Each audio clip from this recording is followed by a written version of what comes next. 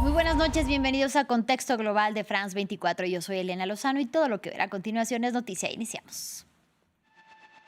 Tras una nueva jornada volátil en Wall Street, Donald Trump promete que su política arancelaria al final dará resultados. Esto luego de que la Casa Blanca aclarara que las tarifas contra China alcanzaron el 145% en respuesta al 84% impuesto por Beijing. República Dominicana investigará por qué colapsó el techo de la discoteca Jet Set. Para ello, el gobierno lanzó una comisión de expertos nacionales e internacionales. Hasta el momento se cuentan por lo menos 221 muertos por el accidente y el gobierno extendió por 3 días más el duelo nacional. Día de huelga general en Argentina encabezada por la CGT contra el severo plan de ajustes gubernamentales.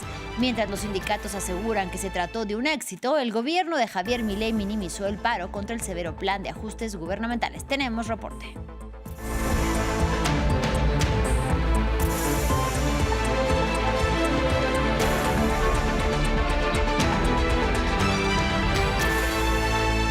En Estados Unidos, Wall Street cerró su jornada con fuertes caídas marcadas por el temor a una escalada en la guerra comercial abierta entre Washington y Beijing. Este jueves, la Casa Blanca aclaró que el arancel total aplicado a los productos importados de China suma un 145%. Esto en respuesta a la tarifa del 84% impuesta por el gigante asiático a los productos estadounidenses. Pese a esta respuesta de los mercados, Donald Trump aseguró que su política arancelaria al final dará resultados. Más en el siguiente informe.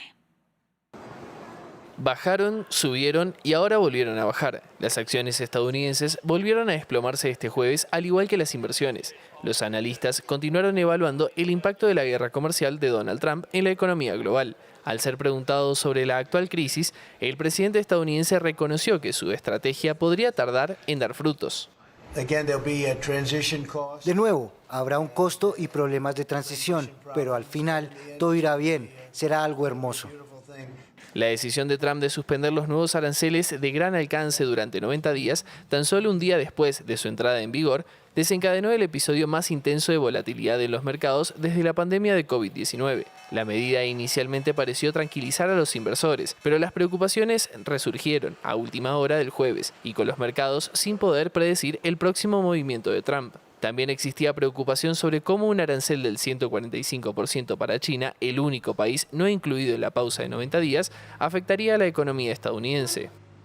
A finales del año pasado, en diciembre de 2024, teníamos un arancel de 2,4% en Estados Unidos. Ahora tenemos algo más del 20%. Incluso si redujéramos todo al 10%, nuestro comercio con China es tan importante que nuestros tipos inevitablemente serán igual de altos.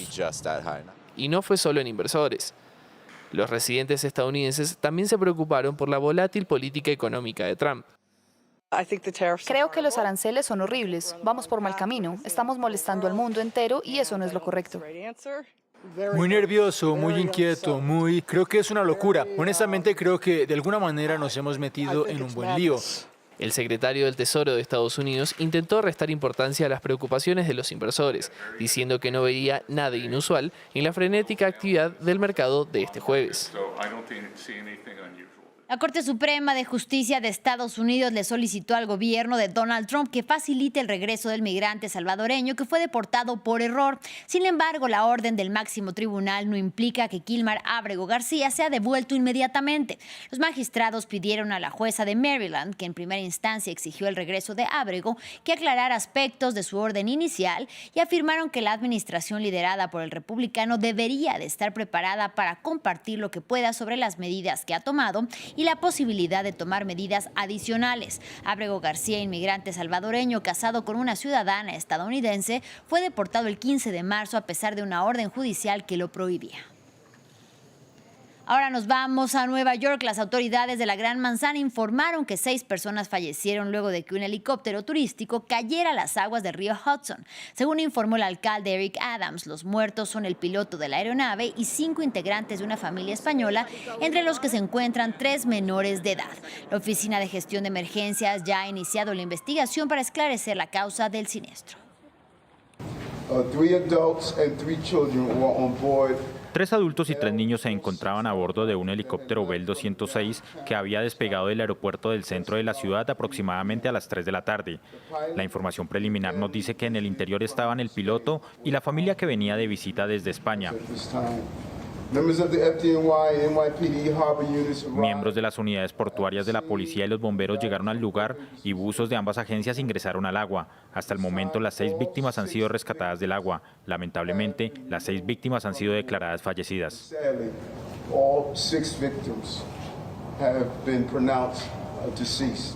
Y en Colombia se vuelve a abrir el debate sobre el uso del glifosato para erradicar los cultivos de hoja de coca, todo por cuenta de la iniciativa del gobierno de Gustavo Petro de utilizar este herbicida en la lucha contra los cultivos ilícitos, luego de que su uso fuera suspendido en el país en el 2015 debido a los impactos que tienen la salud y las afectaciones al medio ambiente.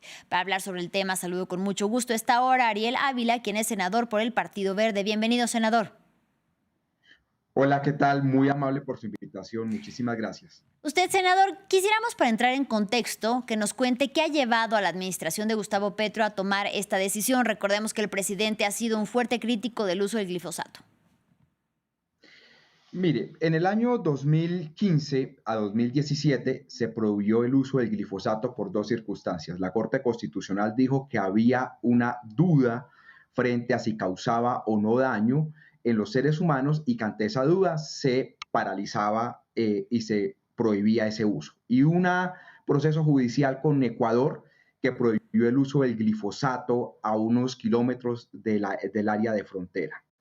El gobierno colombiano inició en su momento el gobierno Santos, y luego a este gobierno Petro, una política de sustitución de cultivos progresiva de los campesinos. Sin embargo, el precio de la coca cayó, pero no cayeron los cultivos. Hoy Colombia tiene 220.000 hectáreas de hoja de coca sembradas, que es la cifra más alta en la historia, y ha permanecido así más o menos por 5 años. Entonces, un sector del gobierno, porque el presidente al parecer se ha echado para atrás, dijo que iba a utilizar ese glifosato de forma terrestre, y manualmente se asperjan para erradicar los cultivos de hoja de coca, pero no vía aspersión por aviones. Pero pareciera que el presidente va a echar eso para atrás. Ese es el resumen. Usted justamente ha hablado de un aumento en las hectáreas de hoja de coca. ¿Qué está fallando? ¿Está ocurriendo algo en la estrategia antidrogas del gobierno quizá?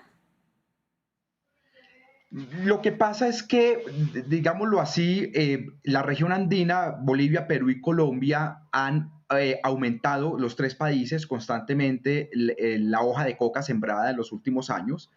Ha habido una explosión del mercado en Argentina, en Sudáfrica, más o menos en Europa otra vez, aunque Estados Unidos pues está igual, está más o menos estable. Y eso hace que como hay mucha demanda, pues hay mucha oferta, es una ley del mercado. Si uno dijera, en Colombia han fallado cosas, yo creo que la sustitución voluntaria ha sido deficiente. Durante un año el gobierno se paralizó, la erradicación manual también fue baja en los 2 años, pero en la vida real hay un tema de crecimiento de mercado y pues a mayor demanda, mayor oferta, y no va a ser fácil. ¿Cuál es el problema? Que Estados Unidos ha amenazado con la desertificación a final de año. Eso antes era muy grave, ahora un poco menos, pero pues eso va a traer una serie de sanciones, y pues el gobierno está corriendo, digámoslo así, a marchas forzadas para evitar ese proceso de desertificación, que Bien. Bueno, ya los rumores hablan de que es prácticamente inminente. Ha habido fallas, pero vuelvo y repito, es un tema de mercado. Mayor demanda, mayor oferta. Ahora, usted lo sabe, la sustitución de cultivos ilícitos siempre ha sido objetivo no solo de este gobierno, sino de otros e incluso de organismos como Naciones Unidas. ¿Qué considera que ha dificultado que quienes cultivan la hoja de coca hagan esta transición a cultivos de uso lícito? Lo que pasa es que uno pues aquí puede hacer una distinción y decir de 10 hectáreas de hoja de coca sembrada hacia abajo se consideran cultivos campesinos, y de 10 hectáreas hacia arriba lo que llaman cultivos industriales. Pero en las imágenes que ustedes están mostrando, uno no puede distinguir fácilmente qué son cultivos industriales y qué son cultivos de pequeño campesino. Y lo que uno encuentra es que muchos narcotraficantes utilizan los que raspan la hoja de coca, los que la sacan, como campesinos, y no es así. Entonces, el problema de esta política es que cuando llega a territorio es muy difícil, porque hay mucho cultivo industrial de narcos que no están interesados en la sustitución, aunque hay una gran cantidad de familias. Por eso el reto acá, más que disminuir el número de hectáreas de coca de un momento a otro, es a los campesinos que quieren sustituir familias de la economía ilegal. Pero con los demás que no quieran sustituir, toca arrancar la mata. Entonces tiene que haber un esfuerzo muy grande en sustitución, erradicación manual.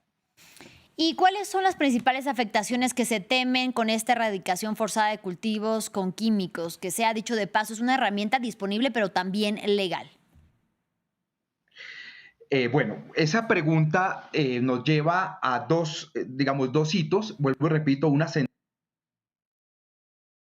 sentencia de la Corte Jurídico colombiano y luego una serie de sentencias en los Estados Unidos. Cuando se utilizó un herbicida Roundup que tiene una concentración alta de glifosato y que eso llevó a que la justicia norteamericana, en California fue una sentencia en California, se dijera que eso producía cáncer. Y a su vez, Ecuador también llevó a cabo un proceso jurídico contra Colombia y se prohibió la aspersión cerca a la frontera. Entonces, la Corte Constitucional, basados en esos dos hechos, dijo que, como había duda, se paraba. Entonces, hay un problema y es que esto está causando malformaciones de fetos en mujeres embarazadas y posiblemente cáncer. Entonces, población campesina muy pobre, sin vías de acceso, sin posibilidades de comercio legal, que además los persiguen militarmente a pequeños productores campesinos y además los fumigaban, como que el mismo gobierno los envenenaba. Entonces, era como una mezcla. Y por eso el problema aquí es que hay una duda muy fuerte sobre si esto genera o no cáncer. Finalmente y en resumen, ¿error o no llevar a cabo esta política de erradicación a través de químicos? No, yo creo que esto es un error muy grave. Uno no puede pensar que uno va a sustituir una economía ilegal envenenando la población campesina pobre de esa zona. Bien. Pero también es cierto que el gobierno tiene que hacer un mayor esfuerzo en los temas de erradicación manual, doblar o triplicar la gente que está en eso, y hacer un esfuerzo más grande en el tema de control de sustitución voluntaria y progresiva de cultivos de uso ilícito. Bien, pues Pero yo creo que utilizar el glifosato es un error en esas zonas. Muchísimas gracias por su análisis, Ariel Ávila, senador del Partido Verde. Hasta la próxima. Mil gracias. Y en otro orden de ideas, en República Dominicana, el gobierno decidió extender por 3 días más el duelo nacional y lanzar una comisión para investigar por qué colapsó el techo de la discoteca Jet Set. Este grupo incluirá a expertos nacionales e internacionales, como anunció el portavoz del Ejecutivo, Homero Figueroa. El accidente ocurrido el pasado 8 de abril ya deja por lo menos 221 muertos. Entre las víctimas también hay una colombiana y 3 personajes con doble nacionalidad, dominicanas y españolas. Otro de los fallecidos fue el cantante de merengue Rubí Pérez, a quien sepultaron este jueves y despidieron sus familiares. Escuchemos a algunos de los asistentes al funeral. Fue uno de los mejores cantantes de acá, de República Dominicana, representante. Le cantaba estar aquí en su país, pero también le gustaba estar en Venezuela. Y siempre dio una buena sonrisa, siempre estuvo ahí. Él quiso siempre ser pelotero, pero no fue. Bueno, la importancia de este país, que perdió un hijo y perdimos un hermano, todo, porque un ídolo de nosotros, mi ídolo. El hombre que yo amaba por su voz, cosas, porque la gente a mí me decía, Rubifero, donde quiera que yo doblaba, y todo el mundo. Entonces, eso me trajo a ser quien. Y este jueves fue día de huelga general en Argentina, la tercera que convocan los sindicatos contra las medidas del gobierno de Javier Milei. Esta acción sindical de 36 horas, liderada por la Confederación General del Trabajo, inició desde el miércoles con una manifestación frente al Congreso para poder acompañar la marcha semanal de los jubilados, quienes protestan por el bajo monto que reciben al retirarse. Desde Buenos Aires, nuestro corresponsal Natalio Cosoy nos informó sobre lo que dijeron tanto el gobierno de Javier Milei como los sindicatos. Bueno, los sindicatos, la Confederación General del Trabajo, que fue la que convocó, que es la principal central sindical que nuclea a muchos sindicatos en Argentina, dijo que fue un éxito rotundo. Pero eso es esperable y es también esperable lo que pasó del otro lado. Desde el gobierno dijeron que no fue un éxito, que no logró el objetivo de paralizar al país de la manera en que lo esperaban, y el gobierno también tuvo algunas palabras muy fuertes. Dijeron que este era un paro de la casta sindical, que están los dirigentes sindicales atrincherados en el poder y cuidando sus privilegios, pero también dijeron, a pesar de decir que había sido un fracaso, que había costado 880 millones de dólares a los argentinos por la paralización de sectores de la economía. Así que, como suele ocurrir en estos casos, versiones de uno y otro lado. Lo que sí es cierto es que hubo un nivel de movimiento más alto, que si hubiera habido también un paro de transporte de buses, de colectivos, que eso generó la posibilidad de que muchos que querían llegar a su trabajo sí lo pudieran hacer a pesar de la interrupción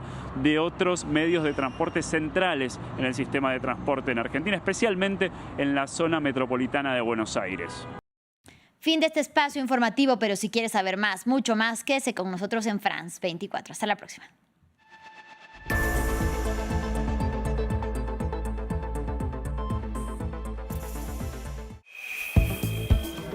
En un instante, deportes.